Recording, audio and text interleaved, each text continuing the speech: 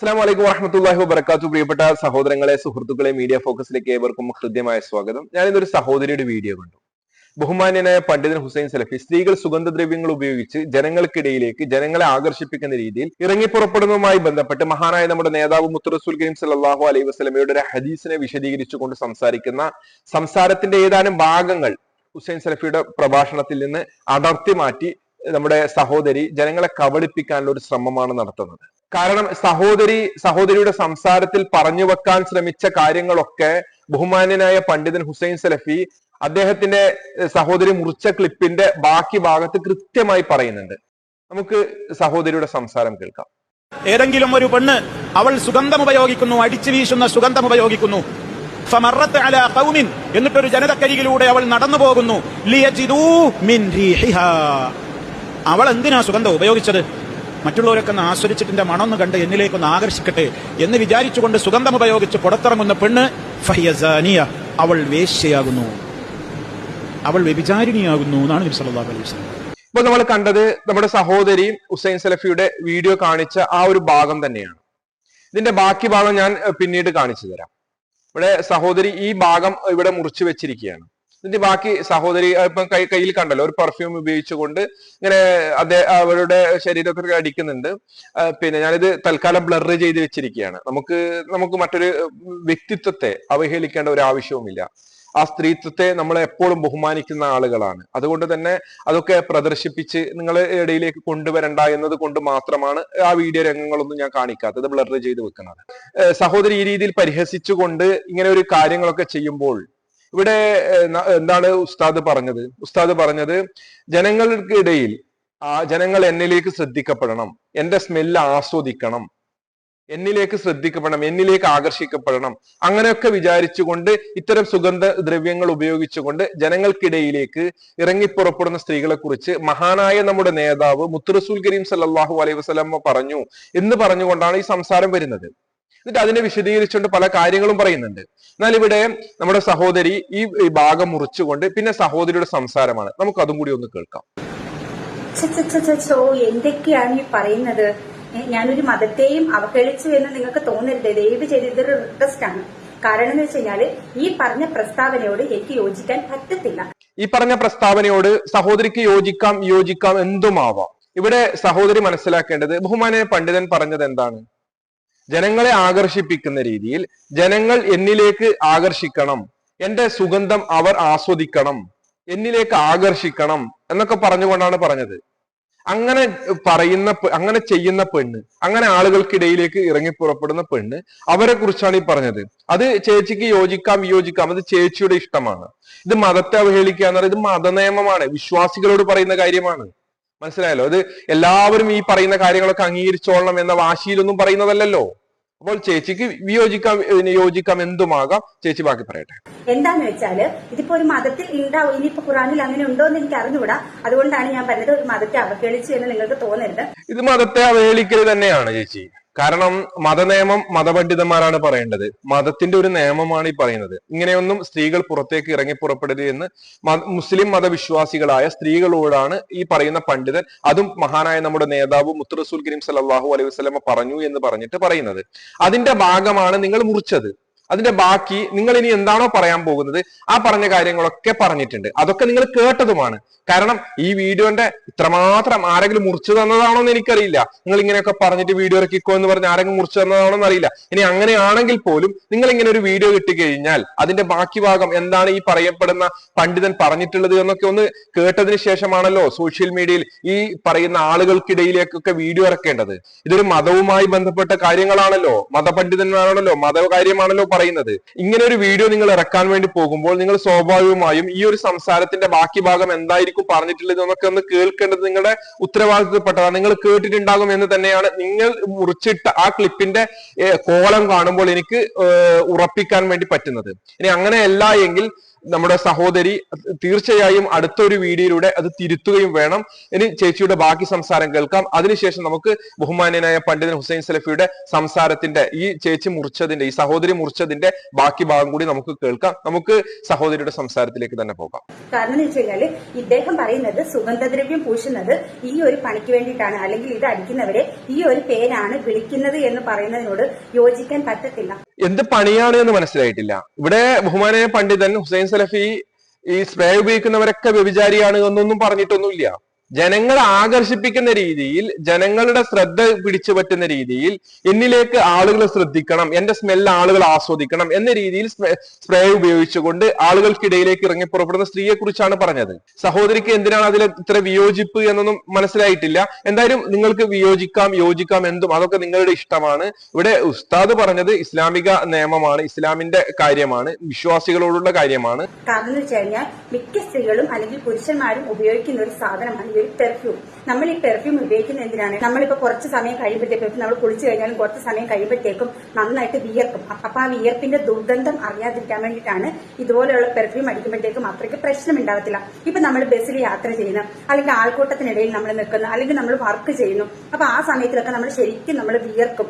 ഇപ്പൊ വെയിൽ കൊണ്ടാലും അല്ലെങ്കിൽ തന്നെ നമ്മൾ വിയർക്കും. വീട്ടിൽ വെറുതെ ഇരുന്നാൽ പോലും നമ്മൾ വിയർക്കും. അപ്പൊ വിയർക്കുമ്പോഴത്തേക്ക് നമ്മുടെ വിയർപ്പിന് നല്ല മണമല്ല, സുഗന്ധമല്ല, ഒരു നാറ്റമാണ് ഉണ്ടാവുന്നത്. അപ്പൊ ആ വിയർപ്പിന്റെ നാറ്റം നമ്മൾ സഹിക്കുമായിരിക്കും, പക്ഷെ അത് മറ്റുള്ളവർ സഹിക്കണമെന്നില്ല. അപ്പൊ അവർക്ക് അരോചകമാകാതിരിക്കാൻ വേണ്ടിയിട്ടാണ് മിക്ക ആൾക്കാരും ഈ ഒരു പെർഫ്യൂം ഉപയോഗിക്കുന്നത് എന്നാണ് എന്റെ ഒരു അറിവ്. ഞാൻ ഈ പെർഫ്യൂം ഉപയോഗിക്കുന്നത് അതിനു വേണ്ടിയിട്ടാണ്. എന്നാൽ അങ്ങനെ അല്ലാത്തവരും ഉണ്ട് എന്ന് നമ്മുടെ സഹോദരി മനസ്സിലാക്കുക. നിങ്ങൾ ഈ പറയുന്ന രീതിയിൽ സുഗന്ധം ഉപയോഗിക്കുന്നതിനെ കുറിച്ച് എന്തെങ്കിലും ഹുസൈൻ സലഫി മോശമായി പറഞ്ഞിട്ടുണ്ടോ? ഒരിക്കലുമില്ല. അത് നിങ്ങൾ കേട്ടതുമാണ്, അത് നിങ്ങൾ കേട്ടതാണ്. നിങ്ങൾ ബോധപൂർവം ഇവിടെ കബളിപ്പിക്കാനുള്ള ഒരു ശ്രമമാണ് നടത്തുന്നത്. നിങ്ങൾ തുടർന്നും ഇതേ കാര്യങ്ങളൊക്കെ തന്നെയാണ് പറയുന്നത്. എന്നിട്ട് അവസാനം പറയുന്നുണ്ട്. അതിലേക്ക് പോകുന്നതിന് മുമ്പ് ഇനി ഹുസൈൻ സലഫി എന്താണ് ഇതിന്റെ ബാക്കിയായി പറഞ്ഞത്, അത് നമുക്കൊന്ന് കേൾക്കാം. ഏതെങ്കിലും ഒരു പെണ്ണ് അവൾ സുഗന്ധമുപയോഗിക്കുന്നു, അടിച്ചു വീശുന്ന സുഗന്ധമുപയോഗിക്കുന്നു. ഫമറത്ത് അലാ ഖൗമിൻ, എന്നിട്ടൊരു ജനതക്കരികിലൂടെ അവൾ നടന്നു പോകുന്നു. ലിയജിദൂ മിൻ റീഹിഹാ, അവൾ എന്തിനാ സുഗന്ധം ഉപയോഗിച്ചത്? മറ്റുള്ളവരൊക്കെ ഒന്ന് ആസ്വദിച്ചിട്ടിൻ്റെ മണമൊന്ന് കണ്ട് എന്നിലേക്കൊന്ന് ആകർഷിക്കട്ടെ എന്ന് വിചാരിച്ചുകൊണ്ട് സുഗന്ധമുപയോഗിച്ച് പുറത്തിറങ്ങുന്ന പെണ്ണ് ഫഹിയസാനിയ, അവൾ വേശ്യയാകുന്നു. ഇത്രയും ഭാഗമാണ് നമ്മുടെ സഹോദരി കാണിച്ചത്. ഇനി ഇതിന്റെ ബാക്കി ഭാഗം ഇതാണ്. സഹോദരി മുറിച്ച ക്ലിപ്പിന്റെ ഒറിജിനൽ രൂപം. ഇതിന്റെ ബാക്കി ഭാഗമാണ് ഇനി നമ്മൾ കേൾക്കാൻ വേണ്ടി പോകുന്നത്. അവൾ വേശ്യയാകുന്നു, അവൾ വ്യഭിചാരിണിയാകുന്നു എന്നാണ് നബി സല്ലല്ലാഹു അലൈഹി വസല്ലം പറയുന്നത്. ഈ ഉദ്ദേശാർത്ഥം എന്ത് ചെയ്യാൻ പാടില്ല? ഒരു പെണ്ണിനെ അടിച്ചു വീശുന്ന സുഗന്ധം ഉപയോഗിക്കാൻ പാടില്ല.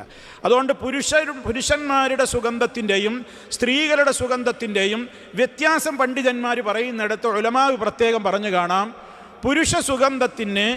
പുരുഷരുപയോഗിക്കുന്ന സുഗന്ധത്തിന് നിറം കുറവായിക്കോട്ടെ, മണം നല്ല ഉണ്ടായിക്കോട്ടെ. സ്ത്രീകൾ ഉപയോഗിക്കുന്നതോ നല്ല നിറമൊക്കെ ഉണ്ടായിക്കോട്ടെ, മണം കുറഞ്ഞത് ഉപയോഗിച്ചാൽ മതി. ലൈറ്റ് പെർഫ്യൂമുകളാണ് ആരുപയോഗിക്കേണ്ടത്? സ്ത്രീകൾ ഉപയോഗിക്കേണ്ടത്. അടിച്ചു വീശുന്നത് അവർ. ഈ ലൈറ്റ് പെർഫ്യൂം ഉപയോഗിക്കുന്നതിന് അവളും ഇങ്ങനെ അവളുടെ അടുത്തുള്ള സഹോദരിമാരുടെ അടുത്തുള്ള സദസ്സുകളിൽ പോയി ഇരിക്കേണ്ടി വരില്ലേ? ഇപ്പം സദസ്സുകളിൽ പോയിട്ട് ഇരിക്കേണ്ടി വരുമ്പോൾ തൊട്ടടുത്തിരിക്കുന്ന സഹോദരിക്ക് ഇവളടുത്തിരുന്ന ഈ കക്ഷത്തിലെ വിയർപ്പും ഈ കൂട്ടാനുണ്ടായ കറിയുടെയും മണവും കോൺ ഓയിലിൻ്റെ മണവും ഭക്ഷണം ഉണ്ടാക്കിയ ഉള്ളിയുടെ ഗന്ധവും ഇതെല്ലാം കൂടിയുള്ള ഒരു പറതിയും കൊണ്ട് പോയിട്ട് ഇങ്ങനെ ഇരിക്കണം എന്ന് അങ്ങനെയിട്ട് ചില ആൾക്കാർ മനസ്സിലാക്കിയിട്ടില്ല. പെണ്ണ് ഒരിക്കലും സുഗന്ധം ഉപയോഗിക്കാനേ പാടില്ല. അത് അതിര് കവിഞ്ഞ പാതാണ്. പെണ്ണുങ്ങൾക്ക് പുറത്തിറങ്ങുമ്പോൾ സുഗന്ധം ലൈറ്റ് ഉപയോഗിക്കുക. അവർ പള്ളിയിലോ ജമാഅത്തിനോ ക്ലാസ്സുകൾക്കോ പൊതുവേദികളിലോ ഒക്കെ അവരുടേതായ വേദികളിൽ വന്നിരിക്കുമ്പോൾ മറ്റുള്ള അവരുടെ സഹോദരിമാർക്ക് എന്ത് ചെയ്യരുത്? ഒരു വിഷമം ഉണ്ടാകരുത്. ഇത് കയറിന് വരുമ്പോഴേക്കന്നെ ഈ മണാണ്, അങ്ങനെയൊന്നും പറഞ്ഞിട്ടില്ല. അത് പറഞ്ഞിട്ടില്ല. പുരുഷന്മാർ അവരുടെ ഭർത്താക്കന്മാരുടെ മുമ്പിൽ അവർക്ക് ഏത് സുഗന്ധവും ഉപയോഗിക്കാം. പുറത്തേക്ക് ഇറങ്ങുമ്പോൾ ലൈറ്റ് സുഗന്ധം എന്ന് പറഞ്ഞാൽ അവരൊരാളുടെ അടുക്കലിരുന്നാൽ അവരിൽ നിന്നൊരു ദുഷിച്ച മണം പുറത്തു വരുന്ന വിധത്തിലില്ലാതെ അതിനെ അകറ്റുന്ന വിധത്തിലുള്ള ലൈറ്റ് സുഗന്ധങ്ങൾ അവർക്കും ഉപയോഗിക്കാം. അതേ അവസരത്തിൽ ഇവിടെ പറയുന്ന കേസ് അതല്ല. അവൾ നല്ല അടിച്ച് വീശുന്ന ഇവിടെ ഇറങ്ങിയാൽ മതി, അപ്പുറത്തിങ്ങനെ കേൾക്കുക. ഉദ്ദേശം എന്തെന്നെയാണ്? എന്നിലേക്കൊന്ന് ആകർഷിക്കപ്പെടണം എന്നാണ് ഉദ്ദേശിക്കുന്നത്.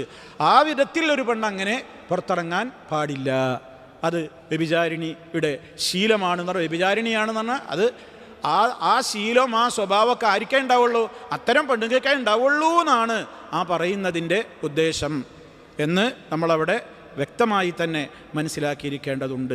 കേട്ടില്ലേ സഹോദരങ്ങൾ, എത്ര കൃത്യമായിട്ടാണ് ബഹുമാനനായ പണ്ഡിതൻ ഹുസൈൻ സലഫി ആ വിഷയം സംസാരിച്ചിട്ടുള്ളത്.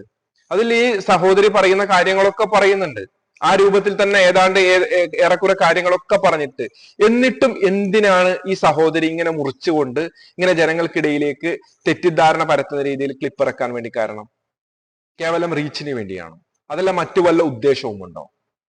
അതല്ല സത്യസന്ധമായി കാര്യങ്ങൾ ജനങ്ങളിലേക്ക് എത്തിക്കാമെന്ന ലക്ഷ്യമാണോ? എങ്കിൽ സഹോദരി ചെയ്യേണ്ടത്, ഇപ്പോൾ നമ്മൾ സംസാരം കേട്ടല്ലോ, വളരെ കൃത്യമാണല്ലോ. ഇവിടെ സഹോദരി എന്താണോ പറഞ്ഞു ആ പറഞ്ഞ കാര്യങ്ങളൊക്കെ അവിടെ പറയുന്നുണ്ട്. എന്നാൽ ജനങ്ങളെ ആകർഷിപ്പിക്കാൻ വേണ്ടി, ജനങ്ങളുടെ ശ്രദ്ധ പിടിച്ചു പറ്റാൻ വേണ്ടി, എന്റെ സ്മെല്ല് ആസ്വദിക്കണം, എന്നിലേക്ക് ആളുകൾ ആകർഷിക്കണം എന്നൊക്കെ ലക്ഷ്യം വെച്ച് പോകുന്നത് ആരാണ്? അങ്ങനെ പോകുന്ന ആളുകൾ, അവരുടെ സ്വഭാവം അത് ഈ വ്യഭിചാരികളുടെ സ്വഭാവമാണ് എന്നൊക്കെ രീതിയിലാണ് ബഹുമാനായ പണ്ഡിതൻ പറഞ്ഞത്.